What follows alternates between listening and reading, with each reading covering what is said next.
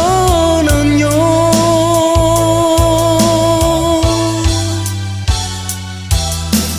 Baru kini denai rasakan cinta adia nan sabananya. Tiada membaki di dalam hati, denai batapua sabalah tangan.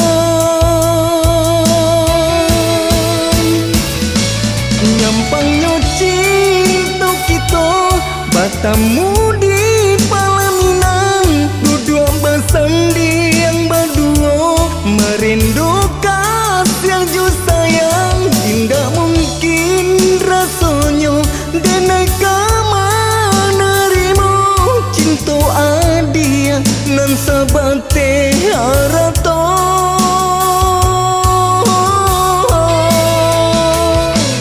Den pandang lawi-lawi jua gunung, den pandang balalayang usah disabui-sabui jua hati den cewang luka mandalang.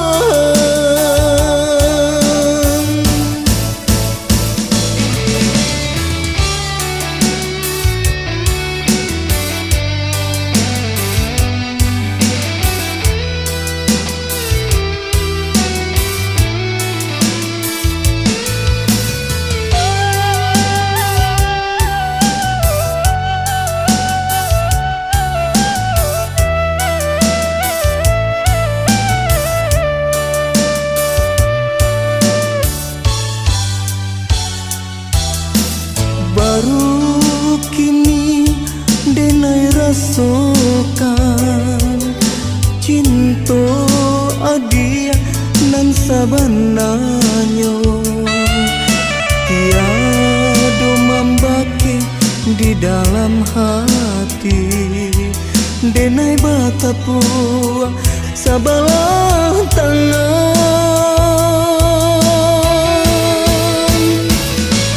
Nyampangnya cinta kita batamu di Palaminan, duduk bersanding berdua merindukan yang ju sayang. Tidak mungkin rasanya denai menerima cinta adia nan sabate harato.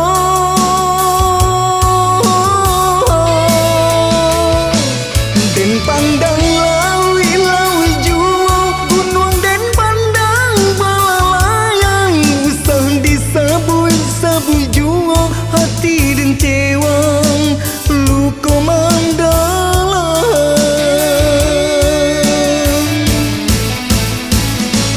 Nyampangnya cinta kita batamu di